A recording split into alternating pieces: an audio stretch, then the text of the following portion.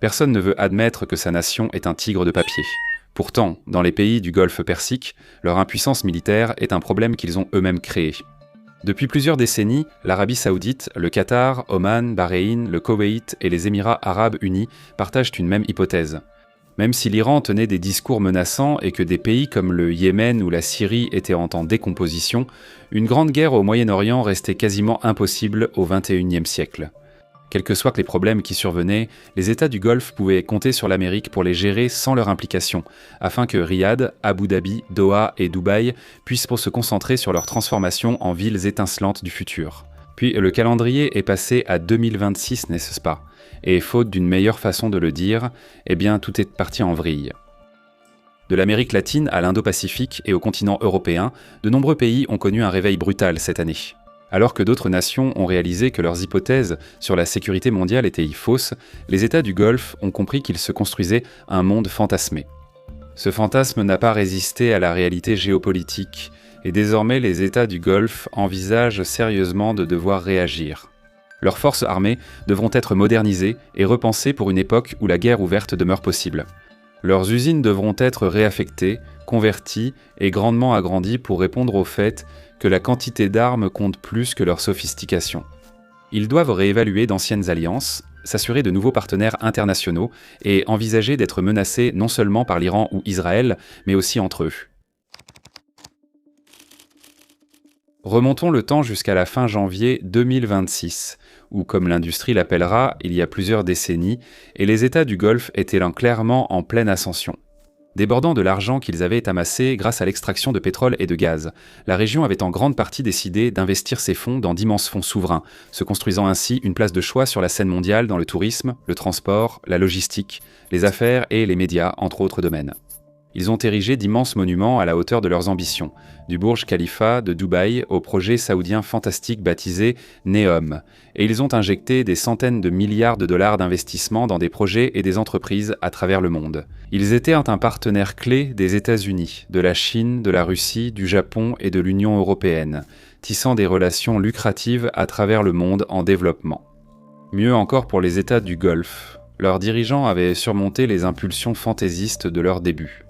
Des gigaprojets comme NEOM étaient revus à la baisse au profit d'investissements plus réalistes et utiles dans l'industrie mondiale. Les gestionnaires de fonds souverains avaient compris qu'ils n'avaient pas trouvé une source inépuisable d'argent et devenaient bien plus prudents sur la façon, le moment et le lieu de leurs dépenses. Alors qu'une guerre régionale semblait impossible, les États du Golfe entraient dans une période d'intense concurrence géopolitique entre eux. Les Émirats collaboraient avec Israël, le Maroc, l'Éthiopie et d'autres pour manipuler des conflits par procuration dans un jeu mondial obscur, tandis que l'Arabie Saoudite, la Turquie, l'Égypte, le Pakistan et d'autres allaient les s'unir pour contrer cette influence. Même lors de violences régionales, comme la prise du Yémen par des séparatistes soutenus par les Émirats, vite renversés par des rivaux soutenus par l'Arabie Saoudite, ou l'attaque d'Israël contre le Hamas en 2025. Pour la direction politique au Qatar, cela s'inscrivait dans une dynamique bien plus large de l'époque. Les puissants pays du Moyen-Orient entraient dans une nouvelle ère de compétition régionale, menée par la diplomatie, l'innovation et des rivalités par procuration. Une véritable guerre froide dans laquelle toutes les parties comprenaient qu'un conflit direct sur le sol de l'autre ne serait tout simplement pas rentable. Mais le principe même au cœur de la géopolitique des États du Golfe était plus fragile que ce que chacun d'eux semblait avoir compris.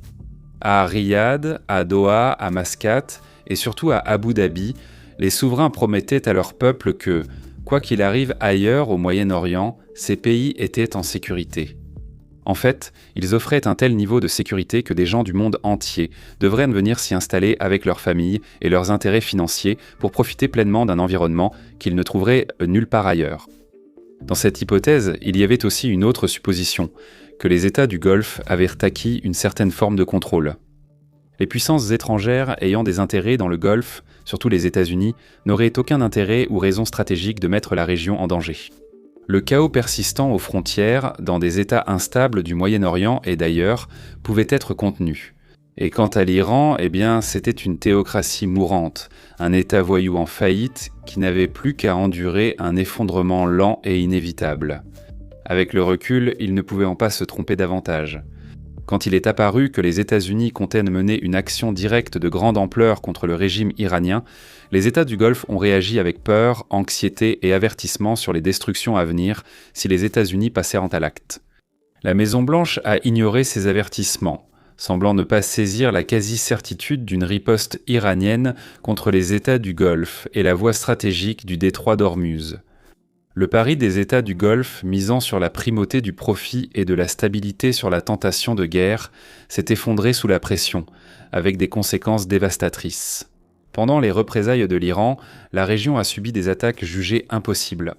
Les Iraniens frappèrent les Émirats, où leur argent était conservé, le Qatar, où leurs alliés régionaux, qui leur servent de relais, trouvaient tout refuge, et Oman, l'une des nations les plus résolument neutres au monde. Ils ont visé des cibles comme l'oléoduc Est-Ouest de l'Arabie Saoudite, sa meilleure voie pour exporter du pétrole en dehors du détroit d'Ormuz, et la ville industrielle de Ras Laffan au Qatar, où un cinquième du gaz naturel liquéfié mondial est produit. Ils ont attaqué des villes émiraties, brisant l'illusion de sécurité entretenue depuis longtemps. Pire encore, la protection des États-Unis s'est révélée bien inférieure à ce qui avait été annoncé. Les bases américaines à travers la région ont été dévastées. Les systèmes de défense aérienne américains manquèrent gravement d'intercepteurs, donnant parfois l'impression que les besoins des États du Golfe étaient négligés. Bien que les événements de 2026 aient choqué le Golfe Persique, ces derniers mois ont aussi été instructifs, et il faut reconnaître que les États du Golfe commencent à en tirer des leçons. Selon Reuters et le Wall Street Journal, les Émirats arabes unis et l'Arabie saoudite ont mené des frappes de représailles directes et secrètes contre l'Iran lors du conflit, marquant la première fois que l'un de ces pays prend des mesures militaires contre l'Iran. Des États du Golfe comme le Koweït et Bahreïn ont réactivé leurs services de sécurité, interceptant et démantelant des cellules soutenues par l'Iran sur leur sol. L'Arabie saoudite est même allée jusqu'à mener des frappes contre les missiles des groupes alliés de l'Iran sur le sol irakien. Face à la pénurie d'intercepteurs de défense aérienne, ils ont sollicité l'Ukraine. Abu Dhabi, Riyad et Doha ont alors signé des accords de défense de 10 ans avec Kyiv ou accueilli des centaines d'experts ukrainiens de la défense aérienne dans le Golfe. Les Émirats ont accepté un soutien militaire direct et renforcé leur défense avec Israël avant de se mettre d'accord sur ce qui deviendra bientôt un partenariat stratégique global avec l'Inde. L'Arabie saoudite a accepté 8000 soldats pakistanais ainsi que des escadrons de chasseurs et de drones. Selon des sources pakistanaises, leur nombre pourrait atteindre 80 000 à terme. Ainsi, l'hypothèse que les États du Golfe avaient en formulée s'est révélée catastrophiquement erronée et ces nations en ont payé le prix, tant en vies humaines qu'en pétrole. Mais leurs erreurs de calcul stratégique ont finalement été suivies d'une adaptation stratégique. Le Golfe a reconnu ses problèmes et ses vulnérabilités, et il a pris des mesures pour identifier puis mettre en œuvre les solutions dont il avait désespérément besoin. Plus important encore, les premiers signes en provenance de la région suggèrent que les États du Golfe comprennent qu'ils ont deux choix. Soit régler certains problèmes urgents puis recommencer à faire l'autruche, soit s'engager dans une mission beaucoup plus vaste pour s'assurer que cela ne se reproduise jamais. Du Koweït au nord à Oman au sud, tous les États du Golfe semblent choisir la seconde option. Il est temps pour chacun de bâtir une armée de tout premier plan. Problème chronique. Maintenant, alors que nous examinons de plus près la remilitarisation des États du Golfe, il est important de souligner que ces États sont loin d'être un bloc monolithique. Nous avons déjà mentionné certaines des lignes de fracture les plus importantes qui divisent la région, de la rivalité entre l'Arabie saoudite et les Émirats à la neutralité stratégique d'Oman, en passant par le statut important mais très controversé du Qatar, considéré comme une sorte de mouton noir géopolitique. Mais en ce qui concerne la défense nationale, les États du Golfe ont suivi essentiellement la même voie au cours des dernières décennies. Des bases étrangères sur leur sol, du matériel étranger dans leurs arsenaux, et des armées conçues en partant du principe qu'elles n'auraient pas vraiment à se battre. Bien que la composition de chaque armée des États du Golfe soit un peu différente, chacune d'elles est essentiellement une pièce d'exposition, un peu comme une énorme épée médiévale destinée à être accrochée au mur, mais qui serait incapable même de découper une pastèque pour s'amuser dans le parc près de chez vous. Elles disposent toutes d'équipements de combat high-tech, des avions de chasse achetés à Washington et Paris, aux chars et à l'artillerie fournis par des capitales de Londres à Séoul. Toutes sont très douées pour les défilés militaires et les patrouilles, et toutes, sur le papier, sont bien plus sophistiquées que leurs rivales en Irak, au Yémen ou même en Iran. Chacune d'elles maintient des unités qui sont en réalité très compétentes dans leur domaine, qu'il s'agisse des unités d'assaut saoudiennes ayant acquis de l'expérience au Yémen, des soldats des forces spéciales Émirati ayant un passé en Libye et au Soudan, ou des opérateurs spécialisés dans la défense aérienne capables de gérer efficacement les attaques ponctuelles de drones hostiles. Mais dans l'ensemble, elles ont acquis la réputation d'être, à bien des égards, des armées qui ne tiennent pas vraiment la route. Certaines ont investi dans plus de matériel militaire qu'elles n'ont de soldats, tandis que d'autres ont acheté des équipements clairement redondants. Leur structure des forces est totalement conventionnelle, avec une armée classique, une force aérienne classique, une marine classique, malgré les défis et avantages géographiques uniques auxquels une armée d'apparence parfaitement normale aura du mal à répondre. Ils sont connus dans le monde entier pour leurs troupes au jugement douteux et à la discipline encore pire, car ils essaient de remplir leurs armées avec leurs propres citoyens, mais peinent à convaincre ces derniers de considérer l'armée autrement que comme un moyen d'accroître leur prestige personnel. Ils manquent cruellement d'expérience dans les conflits à grande échelle, ce qui est un de ces problèmes qui peut sembler être une bénédiction jusqu'à ce que ça ne le soit plus du tout, et ils ont en grande partie refusé de développer leur propre complexe militaro-industriel. En septembre dernier, Warfront a dédié un épisode à expliquer pourquoi et comment l'armée saoudienne pouvait être si inefficace. Malgré leur apparence désorganisée, le mauvais état des armées du Golfe n'est pas accidentel. En fait, elles sont conçues de cette manière parce qu'en des temps plus paisibles, cette conception avait une utilité. Sur le plan intérieur, les États du Golfe maintiennent leur armée relativement faible et désorganisée afin de s'assurer que l'armée ne puisse pas représenter une menace pour les familles royales dynastiques qui gouvernent une grande partie de la région. Dans leurs relations mutuelles, leurs forces armées envoient un signal de chaque capitale aux autres. Personne ici n'a l'intention de se battre, alors évitons de nous lancer dans une course aux armements inutiles alors que nous pourrions tous faire de bons profits ensemble. Pour leurs adversaires, les forces armées du Golfe servèrent de dissuasion. Ce serait une très mauvaise décision pour l'armée vieillissante de l'Iran de défier directement les États du Golfe avec leur supériorité aérienne et leur système de défense anti-aérienne américain. Pour leurs alliés, les États du Golfe prouvaient qu'ils ne dépendaient pas uniquement de la protection étrangère, mais collaboraient avec les armées étrangères présentes sur leur sol. Le plus important était le message que les États du Golfe envoyaient à leurs fournisseurs d'armes respectifs, et surtout aux États-Unis. Quand un pays achète un avion de chasse F-16, il acquiert en fait une plateforme destinée à durer des décennies, pas seulement l'appareil. Ils achètent ainsi un accès continu aux pièces de rechange, aux mises à jour logicielles et à des programmes de formation à l'étranger pour pilotes et équipes au sol. En plus, une place en haut de la liste lorsque des programmes de modernisation occasionnels deviennent disponibles. Ils nouent un partenariat et ils envoient un signal à la nation de l'autre côté de cette relation qu'ils peuvent être considérés comme des alliés stratégiques fiables pour les prochaines décennies. Après tout, un pays qui dépend, disons, des armes américaines, ne peut pas trop s'opposer aux objectifs stratégiques américains sans mettre en danger sa propre armée.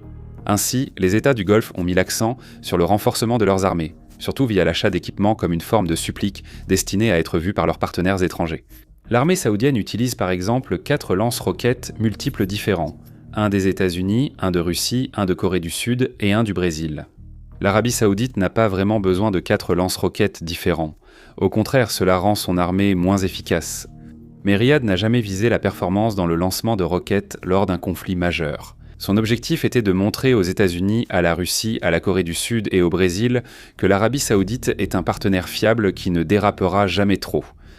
Les autres États du Golfe agissent de même, achetant des armes pour leur valeur géopolitique plutôt que tactique. Ensuite, ils rendent l'accord plus attractif en achetant plus que nécessaire à des prix peu compétitifs. Toutes ces dépenses militaires, même combinées, ne représentent qu'une partie de la stratégie diplomatique des États du Golfe. Ils adoptent une approche similaire dans d'autres domaines, que ce soit comme investisseurs tous azimuts, exportateurs d'énergie ou aspirant à devenir des acteurs mondiaux de la culture et du sport. Mais comme nous l'avons vu récemment, adopter cette approche avec du matériel militaire est beaucoup plus risqué que lorsqu'elle est appliquée à la finance internationale. Même si les États du Golfe avaient besoin d'une armée opérationnelle, ils resteraient invulnérables. Ce n'était pas une surprise pour les États du Golfe, même avant le conflit au Moyen-Orient. La seule surprise était que quelqu'un ose réellement les défier. Nous parlerons bientôt de la réaction du Golfe, mais faisons d'abord une pause pour présenter notre nouveau site abonné, fronce.co, qui regroupe toutes nos histoires. Nous n'avons pas la place ici sur la chaîne principale pour rendre justice à ces sujets, c'est un endroit où nous pouvons approfondir et aller beaucoup plus loin dans les détails que nous ne le ferions jamais sur YouTube. Chaque semaine, nous publions 2 vidéos exclusives, 2 articles d'experts et 1 ou 2 podcasts, tous sur les conflits et histoires géopolitiques importants pour vous. Tout récemment, par exemple, nous avons publié 2 articles sur le cessez-le-feu fragile de l'Iran, l'un discutant de ce que ce cessez-le-feu signifie réellement pour le Moyen-Orient, et l'autre sur la question de savoir si la campagne de pression économique de Washington peut réellement donner des résultats. Nous avons aussi publié récemment un épisode sur la défense des États du Golfe sans l'Amérique, et un autre sur le rôle caché du trafic de drogue au Moyen-Orient. Nous parlons de l'Iran car cette vidéo le concerne, mais il existe aussi de nombreux articles sur l'Ukraine, le Soudan, le Sahel, l'Europe et d'autres régions. Sans parler de tous les conflits mineurs que le reste du monde a tendance à ignorer. Un abonnement ne coûte que 5 $ par mois, ou 50 $ par an. C'est France.co. Allez voir.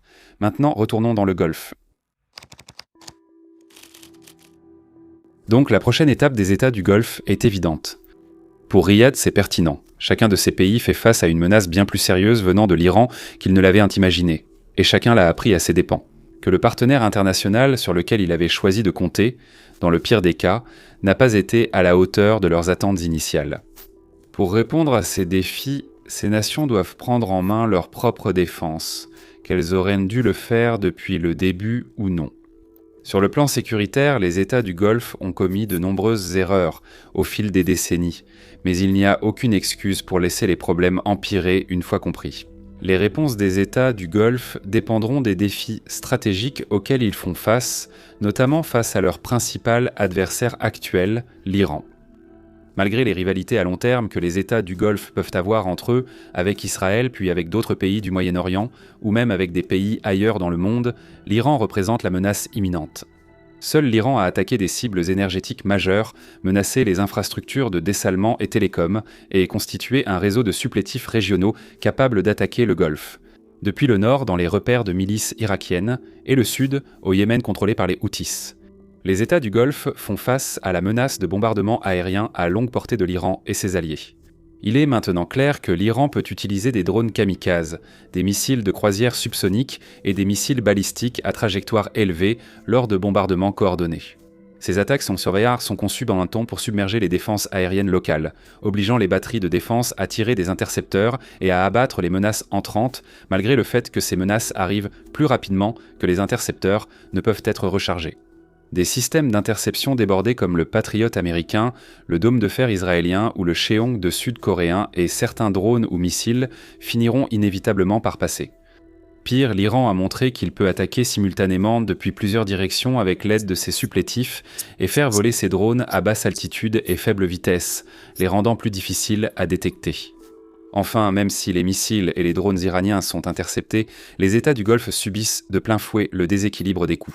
La plupart des drones iraniens sont assez bon marché à produire, on estime généralement qu'ils coûtent dans la fourchette basse des dizaines de milliers de dollars américains, alors qu'un missile intercepteur Patriot coûte environ 4 millions de dollars l'unité, sans même prendre en compte les coûts de maintenance et de soutien pour les clients à l'export. Le deuxième défi, c'est le détroit d'Ormuz, ainsi que le problème plus large de la sécurité maritime dans le golfe Persique et le golfe d'Oman. L'Iran a montré qu'il pouvait fermer le détroit d'Ormuz lors de ce conflit, pas uniquement en attaquant des navires isolés. L'Iran a modifié le calcul des risques pour les compagnies maritimes, et surtout leurs assureurs, lorsqu'ils doivent décider s'ils laissent ou non leurs navires s'approcher. Ainsi, la plupart des navires présents dans le détroit d'Ormuz au début de l'opération Epic Fury des États-Unis y sont encore actuellement, du moins au moment où j'écris. Il ne suffit pas pour une puissance maritime comme les États-Unis de dire à ses navires de tenter de forcer le blocus et de promettre que les États-Unis et leurs alliés essaieront de leur fournir une couverture afin que le risque pour chaque navire soit réduit. Le simple fait qu'un navire puisse être attaqué par une armée nationale organisée suffit à créer la perception d'un risque intolérablement élevé pour les assureurs et leurs clients. L'Iran n'est pas une menace maritime classique. La quasi-totalité de la véritable marine du pays a été détruite durant ce conflit, la plupart des navires n'ayant même pas eu d'impact notable avant d'être coulés ou mis hors de combat. À la place, l'Iran a créé une menace persistante d'attaque dans le détroit, en utilisant simultanément 3 types d'armes offensives. Les missiles, drones et tirs d'artillerie iraniens représentent un risque terrestre pour le trafic maritime. Les navires commerciaux doivent donc accepter que l'Iran les vise sporadiquement jusqu'à ce qu'ils atteignent des eaux plus sûres. Deuxièmement, L'Iran dispose de centaines, voire de milliers de hors-bords pouvant encercler en groupe, mener des opérations d'interdiction aérienne ou attaquer et tenter d'aborder des navires à partir d'une seule embarcation. Ces bateaux sont difficiles à détecter en temps réel et encore plus à intercepter sans moyens déjà en position. Troisièmement, ces hors-bords peuvent transporter et larguer des mines marines dans le détroit et les eaux environnantes, et il n'est pas nécessaire d'en larguer beaucoup pour créer un niveau de risque intolérable qui paralysera le trafic maritime régional. Idéalement, cependant, les États du Golfe pourront finalement passer d'une posture purement défensive à une posture de dissuasion. En substance, cela signifie développer les capacités nécessaires pour garantir de manière crédible qu'ils pourraient en riposter contre l'Iran et ses intérêts avec une telle force et une telle fiabilité que l'Iran ne pourrait même pas envisager une attaque au départ. Les États du Golfe ont, pour toutes les raisons évoquées, involontairement indiqué à l'Iran qu'ils étaient un peu des proies faciles. Si l'Iran se retrouvait dans une situation où il devait dissuader des attaquants comme les États-Unis et Israël, les États du Golfe, plus proches de l'Iran qu'Israël ou les cibles américaines, manquent d'expertise et de volonté pour rejoindre une offensive américano-israélienne ou se protéger activement dans ce contexte. Dans les années à venir, les États du Golfe devront prouver qu'ils prennent au sérieux la menace qu'ils représentent pour l'Iran, indépendamment de toute alliance avec les États-Unis. Sans ce tour de noche, c'est les États-Unis. Cela signifie développer non seulement la capacité de frappe à longue portée, mais aussi les forces de réaction rapide, l'infrastructure de soutien aérien et les autres outils dont ils auront besoin pour prouver qu'ils pourraient mener une riposte militaire si nécessaire. Mais cela impliquera aussi de changer les perceptions, passant d'un groupe de nations du Golfe cherchant à éviter tout conflit ouvert à une force multinationale prête à agir sans crainte. L'Iran représente surtout une menace à court terme pour les États du Golfe. Si ces nations vont se remilitariser, elles devront aussi prévoir d'autres éventualités. Au sud, les rebelles houthis du Yémen restent une menace régionale malgré des conflits internes et des difficultés à s'imposer comme alternative crédible au gouvernement yéménite reconnu par la communauté internationale. Au nord, l'Irak abrite un large éventail de milices soutenues par l'Iran, dont l'alignement stratégique avec l'Iran n'est pas garanti, et qui pourraient chercher à menacer les États du Golfe même après que l'Iran ait été dissuadé. Qui plus est, mais l'Irak est perpétuellement instable depuis plus de 2 décennies, ce qui signifie que les États du Golfe auraient intérêt à envisager la possibilité que l'Irak puisse, un jour, représenter une menace réelle. Le golfe d'Aden et les eaux au large de la Somalie sont exposés à la piraterie. Bien que distant du golfe Persique, la mer Rouge sur la côte opposée de l'Arabie Saoudite fait partie intégrante des mêmes routes maritimes mondiales dont dépendent les États du Golfe. Enfin, il existe à long terme la menace à long terme que les États du Golfe font peser les uns sur les autres selon 2 lignes de fracture émergentes. La rivalité entre l'Arabie Saoudite et les Émirats arabes unis est bien connue. Avec le départ des Émirats de l'OPEP, leur rapprochement avec Israël et d'autres initiatives récentes, il est peu probable que Riyad et Abu Dhabi se réconcilient à court terme. En parlant d'Israël, c'est ce pays qui a mené une frappe aérienne contre le Qatar souverain l'année dernière, ce qui signifie que le rapprochement des Émirats avec Jérusalem représentera également une menace pour la sécurité là-bas. Le Qatar a lui aussi subi, il y a moins de 10 ans, un blocus imposé par le reste du Golfe et comprend certainement qu'il pourrait se retrouver à nouveau isolé stratégiquement. Amman a été un acteur fièrement neutre au Moyen-Orient pendant des décennies, mais se voit maintenant contraint d'envisager la perspective de devoir renforcer sa puissance militaire pour faire respecter et protéger sa neutralité. Le Koweït, en raison de sa petite taille, est très exposé à des attaques de forces terrestres irakiennes, iraniennes ou de groupes armés opérant depuis le territoire irakien ou iranien. Et Bahreïn dépend en partie de la présence de la 5e flotte américaine pour des raisons économiques ainsi que pour sa propre sécurité. Pour toutes ces raisons, les approches des États du Golfe devront finir par diverger, même s'ils peuvent choisir de suivre des voies similaires pour le réarmement ou même collaborer entre eux dans certains domaines. Renforcer leurs capacités. Heureusement pour les États du Golfe, aucun de leurs défis sécuritaires n'est insurmontable, mais en raison de circonstances et de limites uniques, choisir une voie nécessitera 2 étapes. Première étape, identifier sur le papier la solution adaptée à chaque menace, ce qui est relativement facile. La deuxième étape est plus difficile.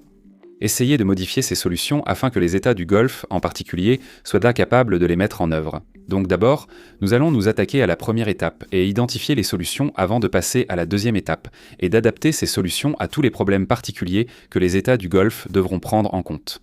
Les États du Golfe devront désormais assurer eux-mêmes la protection de leur espace aérien.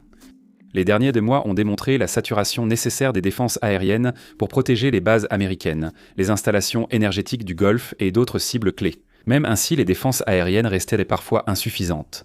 Avant l'opération Epic Fury, des images satellites ont circulé, montrant des dizaines de lanceurs patriotes sur des bases aériennes en Arabie Saoudite, Jordanie et Qatar. Ce sont des lanceurs américains, mais les États du Golfe doivent pouvoir reproduire une telle densité de défense aérienne. Cela signifie utiliser du matériel qu'ils contrôlent, que leurs troupes opèrent et qu'ils peuvent déployer aux endroits qu'ils jugent les plus importants. Cela implique probablement de chercher aussi hors des États-Unis de nouveaux systèmes de défense aérienne, au moins en partie.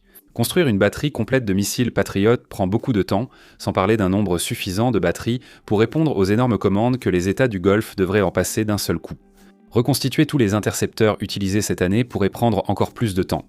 Accroître les stocks stratégiques jusqu'à de nouveaux seuils, puis progresser dans la liste des clients étrangers en attente. Ainsi, les commandes du Golfe passées en 2026 seraient enfin les prochaines sur la liste. Le reste du monde dispose d'alternatives, notamment le SAMP, construit par la France et l'Italie, l'IRIS construit par l'Allemagne, ainsi que le Dôme de Fer et Arrow 3 construit par Israël. Le Chang'e 2 par la Corée du Sud, ainsi que les systèmes QG-9 et QG-22 de Chine. Chacun de ces systèmes présente ses propres inconvénients pratiques, allant d'un historique relativement limité dans les conflits impassés à des cadences de production lentes, en passant par des contrôles stricts à l'exportation ou des barrières géopolitiques. Les pays devraient éviter de mélanger les systèmes pour ne pas augmenter les besoins en formation et logistique, surtout s'ils peuvent commander un seul type fiable. Mais il existe des options pour que chacun des États du Golfe puisse se tourner vers des systèmes différents au lieu de tous attendre le même produit. Les Émirats arabes unis s'intéressent à l'équipement israélien, ayant été prêts à accepter un système Dôme de Fer pendant la phase la plus intense du récent conflit, tandis que l'Arabie saoudite emploie des systèmes sud-coréens et accueille des forces pakistanaises utilisant une alternative chinoise. Les États du Golfe ne doivent pas se limiter aux solutions de défense aérienne traditionnelles. Des capitales du Golfe ont signé des accords de défense à long terme avec l'Ukraine, où les drones intercepteurs se sont avérés être une alternative efficace et économique sur le champ de bataille. À court terme, les États du Golfe pourraient importer des drones intercepteurs ukrainiens, surtout après la fin de l'invasion russe, et utiliser l'expertise ukrainienne pour former leurs forces. À plus long terme, le Golfe aurait tout intérêt à mettre en place ses propres chaînes de production, notamment pour fabriquer des technologies comme les drones intercepteurs, car elles sont, tout bien considérées, plus faciles à produire en grande quantité que beaucoup d'autres types d'équipements militaires. Tout aussi importants sont les systèmes à énergie dirigée, comme les technologies laser et micro-ondes, que plusieurs États du Golfe cherchent déjà à acquérir dès que possible. Bien que ces pays n'aient pas les connaissances industrielles pour construire des armes à énergie dirigée, ils peuvent investir massivement dans des projets existants d'énergie dirigée. En collaborant avec des armées étrangères ou en rachetant des startups prometteuses du secteur privé. Les États du Golfe souhaitent aussi acquérir rapidement des armes laser pour une autre raison. Bien que ces armes soient plus difficiles à utiliser par temps couvert, pluvieux ou brumeux, ce ne sont pas des conditions météorologiques que l'on rencontre très souvent dans les États du Golfe. En fait, une journée typique dans le Golfe offre des conditions idéales pour ce type d'armes. Mais au-delà de l'acquisition de nouvelles armes, les États du Golfe devront réfléchir à l'endroit où les déployer. La conduite récente de l'Iran en temps de guerre a démontré que Téhéran est prêt à frapper des cibles au-delà du détroit d'Ormuz, comme les ports émiratis de Fujairah, l'oléoduc est-ouest de l'Arabie saoudite vers un terminal d'exportation sur la mer Rouge ou un certain nombre de cibles sur le sol omanais. Il est particulièrement important de protéger ces sites, car si l'Iran venait à bloquer le détroit, ce seraient les seules options permettant aux États du Golfe de continuer à exporter. Ils devront aussi identifier les raffineries, installations pétrochimiques, terminaux d'exportation et autres infrastructures à protéger et adopter une défense aérienne maximaliste dans ces zones. De nombreux systèmes de défense aérienne nécessitent plus de soldats formés, augmentant ainsi les besoins en recrutement et formation des forces du Golfe. La région gagnerait à améliorer la veille et la surveillance, surtout dans l'intérieur saoudien, où des drones venus du Yémen ou d'Irak peuvent rôder sans être détectés près de leurs cibles. En raison de sa position géographique et de l'étendue du territoire à surveiller, il est assez probable que l'Arabie saoudite prenne la tête de la surveillance statique. Mais il est très probable que les autres États du Golfe souhaitent mettre en place des protocoles de partage de renseignements fiables et efficaces afin d'être informés des menaces détectées par les Saoudiens. Puisque le Koweït et Oman partagent également des frontières avec l'Irak et le Yémen respectivement, ils pourraient vouloir développer leurs propres capacités ou rejoindre un réseau de surveillance dirigé par l'Arabie saoudite. Il y a ensuite la question de la sécurité maritime, où les États du Golfe n'ont pas la capacité de projeter leur puissance de manière significative, même à l'échelle du Golfe lui-même. À eux 6, ces nations possèdent au total seulement 9 frégates navales, exploitées principalement par l'Arabie saoudite. Ils possèdent 31 corvettes, quelques dragueurs de mines et vedettes rapides, mais aucun sous-marin. Ils ont plutôt compté sur les États-Unis et supposé qu'en cas de fermeture du détroit, les marines du monde interviendraient vite pour régler la situation dans leur propre intérêt. L'approche maritime des nations du Golfe s'est révélée inefficace, mettant en évidence trop de problèmes à résoudre en peu d'années. Après tout, la construction de navires prend trop de temps et le monde ne dispose pas vraiment d'une capacité excédentaire de construction navale militaire à consacrer à cela. Les États du Golfe peuvent plutôt revoir rapidement leur tactique et stratégie tout en renforçant progressivement leur flotte. Beaucoup de marines du Golfe n'ont pas suffisamment de personnel pour faire fonctionner leurs navires, ce qui signifie qu'un recrutement efficace et à grande échelle pourrait au moins atténuer leurs problèmes. Mais les États du Golfe ont les moyens de surenchérir et d'acquérir des navires retirés du service par les armées modernes, en Europe, Amérique du Nord et ailleurs. Ces navires présenteraient de nombreuses lacunes, ainsi qu'une usure importante, mais il est plus facile et plus rapide de moderniser les systèmes d'armes et l'électronique à bord que de construire des chantiers navals entiers à partir de zéro. Les États du Golfe sont en mesure de mettre des navires et des marins à l'eau par tous les moyens nécessaires afin de se doter d'une présence maritime suffisamment importante pour, au minimum, devenir des acteurs qui comptent si le détroit venait à être de nouveau fermé. Comme l'a montré l'Iran, fermer le détroit relève davantage de la perception du risque que de la destruction effective de navires individuels tentant de le traverser. En conséquence, il revient aux États du Golfe de répondre directement à ce défi et de démontrer qu'ils sont capables de minimiser les risques pour le trafic maritime. Une partie de la démonstration aura lieu sur l'eau en s'entraînant à des réponses navales à grande échelle contre drones et missiles ou en démontrant leur capacité à intercepter des vedettes rapides. Les capacités aériennes sont aussi cruciales. Acquérir des avions de patrouille maritime et, idéalement, même des moyens de surveillance spatiale pour surveiller la côte et identifier les menaces nécessitant une réponse. Les États du Golfe peuvent investir dans des équipements fixes pour détecter la pose de mines ou d'autres opérations sous-marines, protéger les câbles sous-marins sensibles et surveiller l'extraction d'énergie en mer.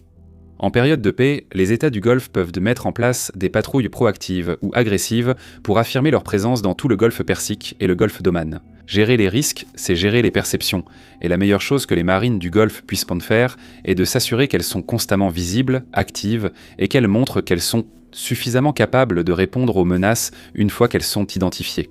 Ils peuvent aussi choisir de s'engager dans une démarche qui, aujourd'hui, mettrait probablement mal à l'aise la plupart des dirigeants du Golfe. Affirmer de façon proactive et unilatérale le contrôle du détroit, peu importe l'avis de l'Iran. Idéalement, les États du Golfe surmonteraient leur division pour former une coalition maritime, même si elle était conçue de façon à ne leur demander de s'accorder que sur la sécurité maritime, en partant du principe que les membres de la coalition finiront par se disputer sur d'autres sujets tôt ou tard. Si ce type d'accord est réalisable, alors le moment est venu, maintenant que chaque État du Golfe s'est vu rappeler que l'Iran représente un danger pour tous. C'est le moment idéal pour convaincre les États du Golfe que la collaboration sert leur intérêt commun et pour revendiquer le détroit, alors que l'Iran est encore sous le choc de la destruction de sa marine. Même s'il sera difficile pour l'Iran de reconstituer ses forces à l'avenir, il est encore impossible de dire à quoi pourrait ressembler la marine iranienne dans une décennie ou deux. Dans l'éventualité d'un règlement de paix, d'un armistice, d'un cessez-le-feu indéfini ou de toute autre résolution du conflit actuel, la meilleure option pour les États du Golfe est d'affirmer leur contrôle aussi rapidement que possible et d'empêcher l'Iran de saisir l'occasion de reconstruire sa puissance. Il pourrait provoquer un incident international, mais le contrôle du détroit vaut sans doute ce prix. Et enfin, il y a la nécessité de développer une dissuasion plus substantielle contre l'Iran. Ce n'est pas parce que les États du Golfe cherchent à revenir à un conflit ouvert, mais parce que parfois, la meilleure façon d'empêcher quelqu'un de vous frapper, c'est de s'assurer qu'il sache que vous pouvez riposter. L'Arabie saoudite et les Émirats ont déjà démontré qu'ils comprennent la valeur des frappes de représailles contre l'Iran, mais leur riposte s'appuyait sur l'élan d'une campagne américaine et israélienne bien plus vaste. Si les États du Golfe veulent une force de dissuasion indépendante, ils doivent disposer d'arsenaux d'armes à plus longue portée et de forces aériennes autonomes capables de frapper l'Iran, l'Irak, le Yémen ou, en théorie, de se frapper mutuellement sans soutien extérieur. Les États du Golfe peuvent, comme l'Iran, accumuler des missiles balistiques, des drones longue portée et d'autres armes capables de traverser le détroit et d'atteindre leurs cibles. L'Arabie saoudite, par exemple, stocke déjà des missiles balistiques sur au moins 4, et probablement 5 bases, et on dit qu'elle produit ses propres missiles sur le sol saoudien. Les États du Golfe auraient tout intérêt à se doter des leurs, et ils auraient avant tout intérêt à acquérir des drones d'attaque à usage unique. Encore une fois, c'est une situation où leur richesse leur offre un ensemble d'avantages distincts, surtout dans un monde où la guerre en Ukraine est terminée. Une fois ce conflit terminé, on s'attend à ce que les fabricants de drones ukrainiens entrent dans un âge d'or des exportations militaires, dans un contexte où les États du Golfe peuvent surenchérir sur les concurrents pour obtenir des contrats, voire même racheter directement des fabricants privés ukrainiens. Au-delà des munitions à longue portée, ces pays peuvent renforcer leurs forces aériennes pour en faire de véritables outils de projection de puissance. Les États du Golfe ne manquent donc pas d'avions de chasse. Tous disposent d'avions d'attaque ou multirôles de qualité, surtout l'Arabie saoudite et le Qatar avec leurs F-15 américains avancés. En réalité, leur principal problème est le manque d'avions de soutien non combattants, surtout les ravitailleurs en vol et les avions de détection et de contrôle, nécessaires pour coopérer et maintenir des opérations aériennes offensives. La plupart des armées alliées aux États-Unis rencontrent ces problèmes, car les capacités américaines de ravitaillement, de commandement, de contrôle et de reconnaissance sont très avancées. Mais ce sont des problèmes auxquels les alliés européens et indo-pacifiques des États-Unis prennent clairement conscience. Partout dans le monde, les pays se disputent des commandes de ravitailleurs comme l'Airbus A330 MRTT et d'avions de commandement aéroportés comme le Acept Wedgetail et le Saab 2000 encore une fois, l'argent parle. Pour réserver une place dans la file d'attente à l'export, les États du Golfe savent se faire entendre plus fort que presque tous. Enfin, dans les airs et sur l'eau, les États du Golfe peuvent investir dans des forces de réaction rapides, plus importantes et plus efficaces, notamment pour les capacités amphibies. Dans un monde où les États du Golfe pourraient réagir à l'hostilité iranienne en saisissant immédiatement, par exemple, le terminal d'exportation de pétrole de l'île de Karg ou certaines des petites îles près du détroit d'Ormuz, l'Iran serait obligé de repenser son approche d'un conflit renouvelé. De même, les forces saoudiennes et omanaises doivent être prêtes à répondre à des infiltrations terrestres venant d'Irak et du Yémen, et toutes les nations du Golfe ont intérêt à s'assurer qu'elles peuvent défendre le Koweït en particulier. Comme le Koweït et ses alliés l'ont déjà appris à travers l'histoire récente, ce pays est particulièrement vulnérable à une invasion terrestre, et c'est le seul État du Golfe que l'Iran pourrait menacer par voie terrestre en utilisant des forces au sol qui ont été pour la plupart inutiles dans sa guerre contre les États-Unis et Israël. Et même si les forces terrestres et amphibies des États du Golfe ne joueraient pas un grand rôle dans un futur conflit, elles sont extrêmement précieuses pour une autre raison. Tant que des forces de réaction rapide existent et restent une menace urgente pour un agresseur, l'Iran ou tout autre adversaire devrait envisager de les frapper avant de viser les cibles énergétiques ou les infrastructures. Peut-être que leur seul rôle pratique est d'encaisser les missiles dans les premiers jours d'un conflit, mais ce sont des missiles qui ne seront pas utilisés pour détruire des raffineries de pétrole ou des usines de dessalement. De zéros à héros. Nous l'avons dit il y a quelques minutes et nous allons le répéter. Dresser la liste des capacités que les États du Golfe pourraient vouloir développer, c'est la partie facile. Sur le papier, ces nouvelles armes, véhicules de combat et principes stratégiques offriraient aux États du Golfe des avantages puissants lors d'un futur conflit, tant dans leur capacité à défendre de manière fiable leur propre territoire que dans leur capacité à constituer une menace de dissuasion crédible contre toute agression future. Mais le Golfe Persique est un endroit très particulier où les pays doivent faire face à des contraintes spécifiques auxquelles la plupart des autres n'auraient même pas à penser. Alors, avant de conclure l'épisode d'aujourd'hui, nous aimerions aborder ces défis directement. La géographie est un facteur clé, surtout pour les 3 plus petits États du Golfe, Qatar, Bahreïn et Koweït. Parmi eux, le Koweït est le plus vulnérable. Comme de nombreux petits pays, il ne dispose pas du territoire pour se replier en cas d'invasion, et pour lui, cette menace est réelle, contrairement aux autres États du Golfe. Bahreïn est beaucoup moins vulnérable, car attaquer Bahreïn rend pratiquement impossible de ne pas attaquer directement les États-Unis. Mais cela n'a pas semblé dissuader l'Iran lors du dernier affrontement, n'est-ce pas ? Le Qatar ne fait pas face à une grande menace d'attaque terrestre, à moins qu'il n'énerve vraiment le reste du Golfe, encore une fois, mais lui aussi dispose de très peu de territoire pour se cacher ou se replier si nécessaire. Mais chacun de ces 3 pays peut prendre exemple sur des nations dans une situation similaire, comme Israël ou Taïwan, des nations qui privilégient leur capacité à riposter et à imposer des coups à un agresseur avant que cet agresseur n'atteigne leur territoire. Dans certains cas, il est acceptable qu'une armée soit déséquilibrée, et dans quelques scénarios bien précis, il vaut mieux qu'une armée soit déséquilibrée. Le Qatar, par exemple, n'a pas vraiment besoin des 100 chars de combat principaux commandés à la Corée du Sud et à la Turquie, autant qu'il a besoin d'un arsenal de missiles balistiques et de drones qu'il ne possède pas actuellement. Lorsque l'acquisition d'armes est principalement un outil diplomatique plutôt qu'un moyen d'autodéfense, ce genre d'achat a tout son sens. Mais ce n'est plus la réalité au Qatar ni dans aucun de ces autres pays. Ce n'est pas la réalité dans laquelle ils vivent aujourd'hui. Ensuite, il y a la question de la population, et surtout de la proportion de la population qu'un pays est prêt à intégrer dans son armée. Prenons les Émirats arabes unis. La population du pays atteint près de 12 millions, dont seuls 1,4 million, soit environ 12%, sont des citoyens émiratis. La répartition de la population du Qatar est assez similaire. Les citoyens représentent environ 30% de la population au Koweït, et moins de 60% en Arabie Saoudite, à Oman et à Bahreïn. Il est donc compréhensible que ces pays évitent de recruter des expatriés dans leurs forces armées, mais cela limite fortement leur vivier de recrutement pour soutenir l'expansion militaire. Et ce problème est aggravé par le fait que les citoyens de ces pays bénéficient généralement d'un niveau de vie élevé et certainement d'un niveau de vie plus attrayant que celui offert par la vie militaire. Bien sûr, ce sont aussi des nations qui disposent de beaucoup d'argent. Et lorsque, au cours de l'histoire, des nations très riches n'ont pas assez de citoyens pour remplir leur rang militaire, elles ont tendance à trouver la même solution. Des mercenaires. Alors que la plupart du monde est généralement sceptique à l'idée que des pays puissent compter sur des soldats de fortune, les États du Golfe y sont bien habitués, même si c'est à une échelle limitée.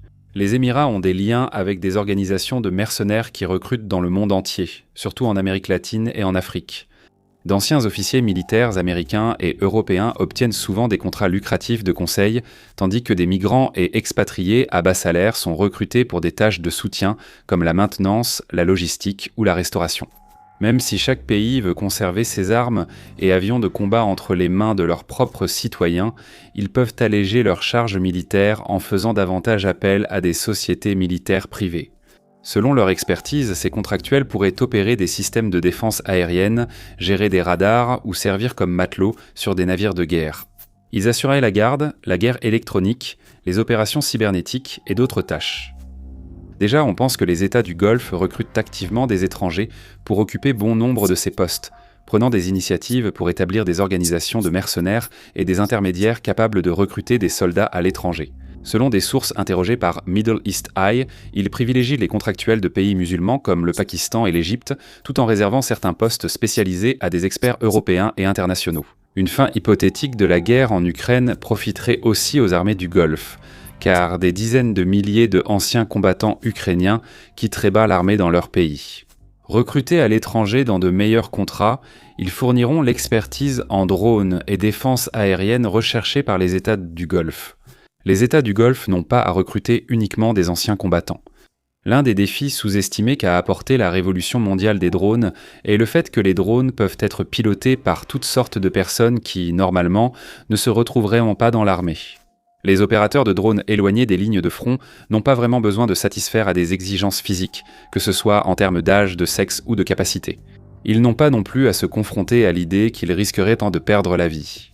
Ils peuvent être répartis dans des points d'opération intraçables, comme des appartements, lieux dissimulés, ou des bunkers renforcés résistants aux munitions iraniennes. Si les États du Golfe choisissent de modifier leur stratégie et d'accumuler des stocks de drones d'attaque longue portée, logistiques, véhicules terrestres et marins sans pilote, ainsi que d'autres armes téléopérées. Ces opérateurs de drones non traditionnels peuvent vite devenir un multiplicateur de force. Qu'ils soient recrutés parmi la population citoyenne ou dans un vivier d'expatriés et de contractuels privés. Ils limitent encore plus le besoin de recruter des citoyens du Golfe pour les rôles de combat risqués, en compensant partiellement le manque d'opérateurs humains grâce à la technologie des drones. Enfin, le problème de cohésion stratégique subsiste.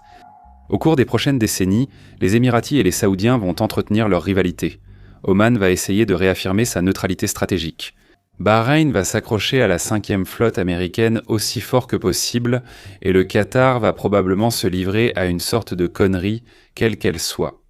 Mais qu'il s'apprécie ou non, chacun des États du Golfe est plus en sécurité s'il peut compter sur les autres pour une défense mutuelle, ou au minimum s'il peut avoir confiance que ses voisins ne représentent pas une menace active.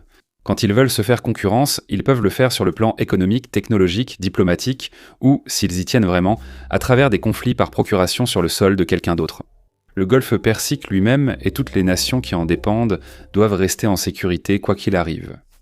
Encore une fois, il y a déjà eu quelques premiers signes allant dans ce sens. Mi-mai, le Financial Times a révélé que l'Arabie Saoudite avait proposé un pacte de non-agression pour tous les États du Golfe, y compris l'Iran, inspiré des accords d'Helsinki de 1975 entre les sphères d'influence américaines et soviétiques durant la guerre froide. La proposition a vite reçu le soutien de l'Union européenne et de la plupart des pays du Golfe, les Émirats apparaissant rapidement comme le pays le plus susceptible de s'y opposer. Mais même si un pacte de non-agression régionale totale ne peut être conclu, les États du Golfe ont tout à gagner à conclure un accord de non-agression aussi large que possible. La région peut également négocier des accords plus spécifiques sur lesquels toutes les nations peuvent s'entendre dans l'ensemble. Par exemple, un pacte pour respecter et aider à défendre la neutralité stratégique d'Oman ou un accord pour que tous viennent défendre le Koweït, le plus vulnérable. L'État du Golfe le plus vulnérable a une invasion de grande ampleur. Admettons-le. Dans la diplomatie mondiale, il serait rare de privilégier plusieurs accords séparés et limités sur des questions précises plutôt que de viser des pactes de sécurité plus larges. Mais l'idée que tous les États du Golfe signeraient actuellement un pacte de sécurité régionale est tout au plus invraisemblable. Ces nations prévoient simplement de se faire concurrence. Ils prévoient moins de diverger stratégiquement et visent à établir leur supériorité. Si la seule chose sur laquelle ils peuvent tous s'accorder est que leur région doit être protégée d'une menace iranienne ou d'une autre menace extérieure, alors il y a un réel intérêt à s'entendre sur ce principe, car l'alternative pourrait être l'absence totale d'accord. Dans les années et les décennies à venir, les États du Golfe vont devoir reconsidérer tout ce qu'ils pensaient savoir sur la géostratégie, la diplomatie, la dissuasion et surtout la puissance.